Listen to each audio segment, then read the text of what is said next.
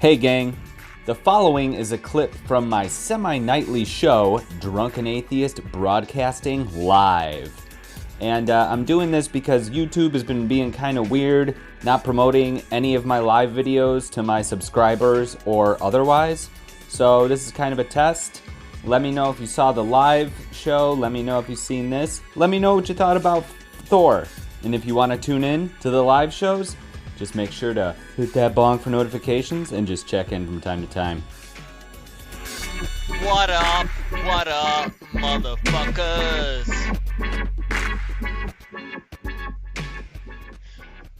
Chris Holowicki coming at you with a new movie review.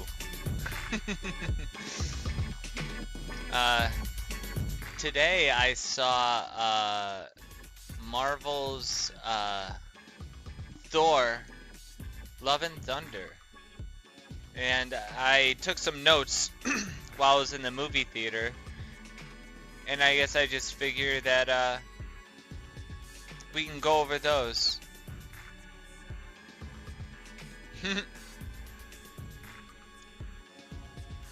Now Thor, I was a big fan of Ragnarok. This one here, I didn't think it was quite as good, but there was a lot of fun to be had. I gotta turn off this music. I can't. Man. I have nothing prepared, so this is gonna be interesting. I did put up the poster on the Streamlabs, so look at that. We're getting fancy. Yeah. I thought that Thor Love and Thunder was, overall, I would say I liked it. I thought it was both fine and fun. It does have its problems, but overall, I enjoyed it. It wasn't bad, and probably in the upper echelon of Marvel films.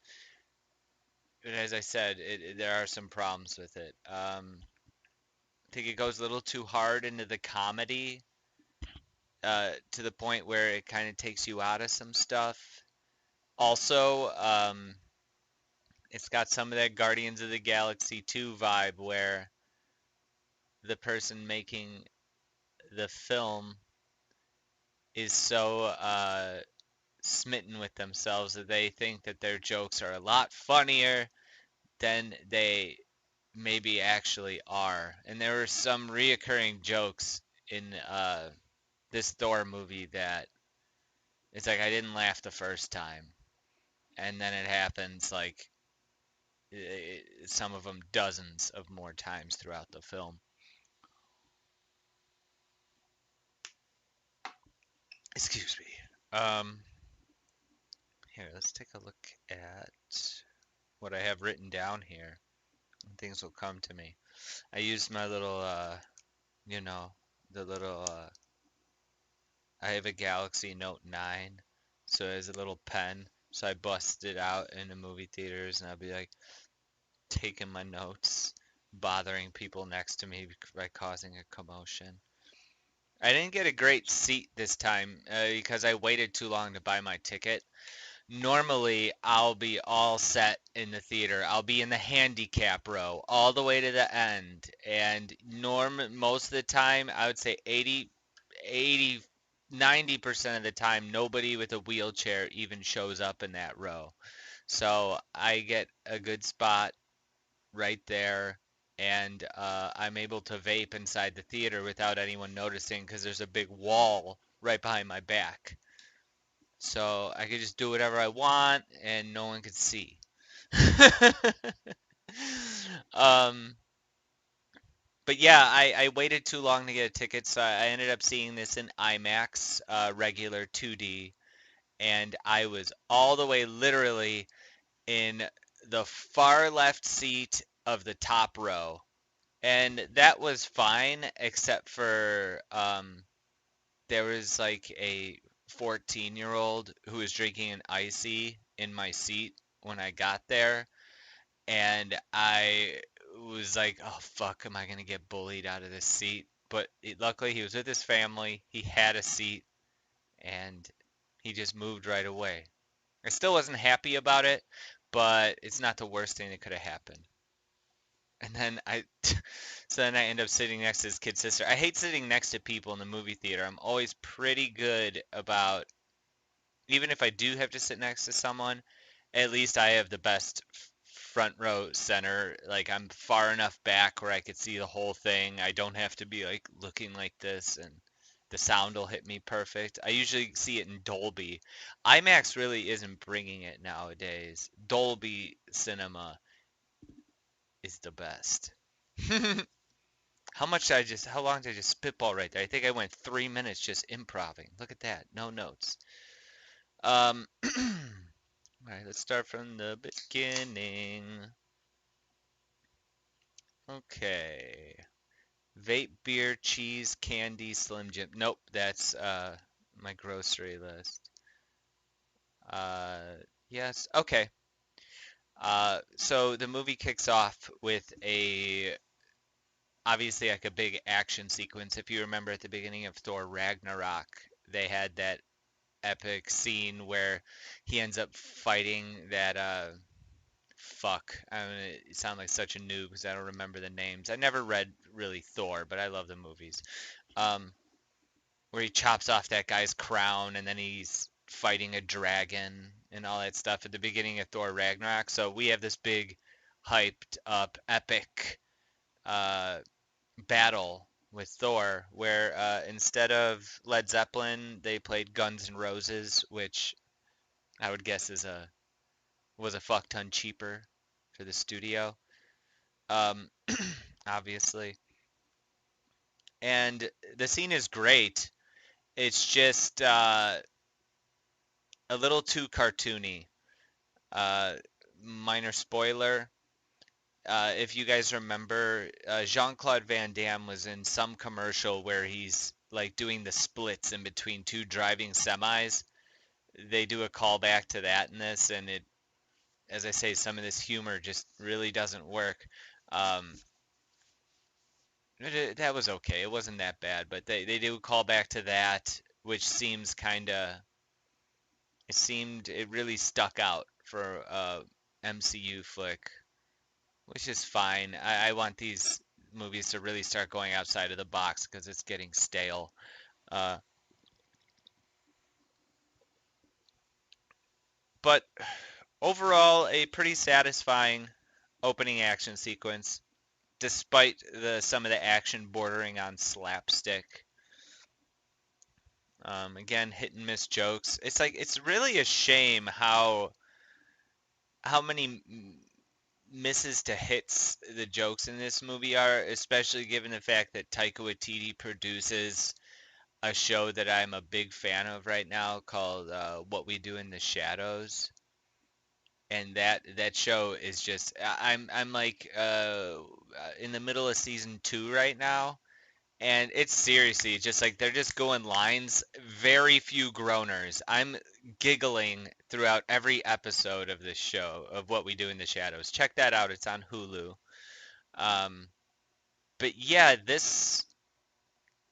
I mean, it doesn't get to the point where it's being annoying, but it's just like, all right, come on, let's move along. I mean, to say, Guardians of the Galaxy 2, I loved that movie, had sort of the same type of problem. Um, yeah. So then, at the top of the movie, we get excuse me, the villain introduction with Christian Bale, and he's another sympathetic villain.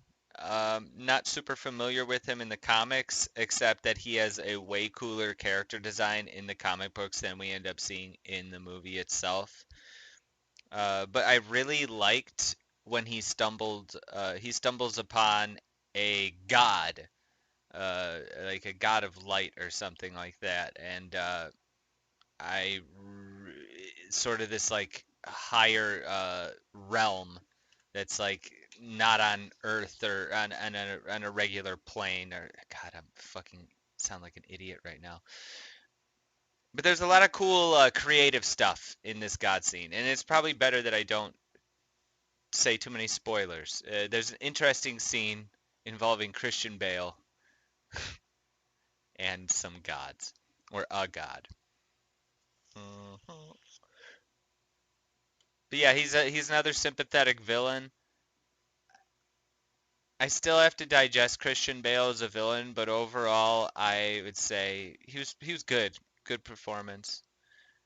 Um, so anyway, they introduce him. This guy is like killing gods or whatever. He's known as the God Butcher in the comic books and in the movie Gore the God Butcher. It was so funny in the ending credits of this film. The top three names were Thor, Chris Hemsworth, the Mighty Thor, Natalie Portman, and Gore, Christian Bale. And then Korg was a few names down there, who was played by Taika Waititi. So that was interesting. That was pretty funny, to me, I guess. But yeah, he ends up catching the attention of Thor because he's killing gods, and obviously Thor is the god of thunder, so eventually he's going to make his way down to him.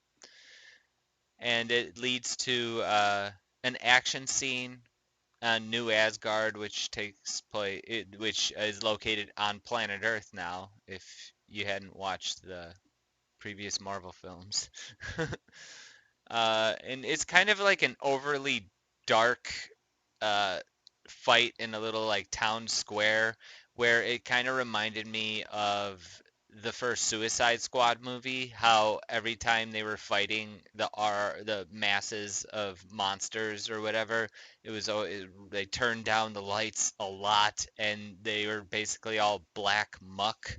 So I wasn't in love with that, but yeah, the first fight, and it was also the introduction of Natalie Portman as Thor. Was there not that good? I shouldn't be explaining the whole movie. Uh, Natalie Portman as Jane Foster in this movie. I don't know if I just need to rewatch Thor 1 and 2, but she seems like she's playing a completely different character in this movie. And it's actually not a bad thing because she's very likable. She's funny in it, and it's like a has an energy that I am not used to in when it comes to Natalie Portman. Over the years, I think of Natalie Portman as like a very serious actress in the role she takes. Like think about Black Swan and stuff. Maybe she gets a little silly in Your Highness, but I that movie was so bad I couldn't even pay attention to it. Uh, but yeah, I really liked Natalie Portman in this. They do this line where the movie starts. First of all, they have Lady Thor in it, which that's something that was introduced in the comics within the past 10 years. And I don't think it was altogether ill received when it first happened, but then the writers who wrote for Lady Thor were real cringe. So kind of like the Marvel fan base is not a huge fan of this version of Thor. But Natalie Portman is so likable in it that it didn't bother me at all. It was kind of like America Chavez in Doctor Strange in Multiverse of Madness. The girl who played America Chavez in the movie was great. I really liked her a lot. She was delightful. Natalie Portman, delightful in this movie. Their comic book counterparts, annoying as fuck, but they're just the victims of the hacks that write those comic books. But they do include some of this stuff that fans of the comic books were not happy when this happened. They say to Jane Foster, "You're a Thor," meaning that Thor is not Thor's name. Thor is just a title, which that was never the case until people got annoyed with the continuity breaking stuff about Jane Foster as Thor. So they've made that canon in the movie that Thor is not someone's name. They could have just said that you wield the power of Thor or you wield the power of Mjolnir. But yeah, they're poking the comic book fans a little bit with that because it seems like they're progressively including all the annoying things that Disney has put into Marvel comic books over the past well, less than 10 years, like 5 to 10 years. Uh they're starting to put those into the movies, so I'm sure some people are going to be annoyed about that. Um Oh, but and my next note is Jane is way less annoying. Yeah, she is way less annoying than her character in the comic books when she is Thor. Definitely. Next note is about how a specific reoccurring joke was never funny, and you'll know it when you see it. I think I could make this a spoiler-free review. So let's go on. Natalie Portman's really fun in this. Uh,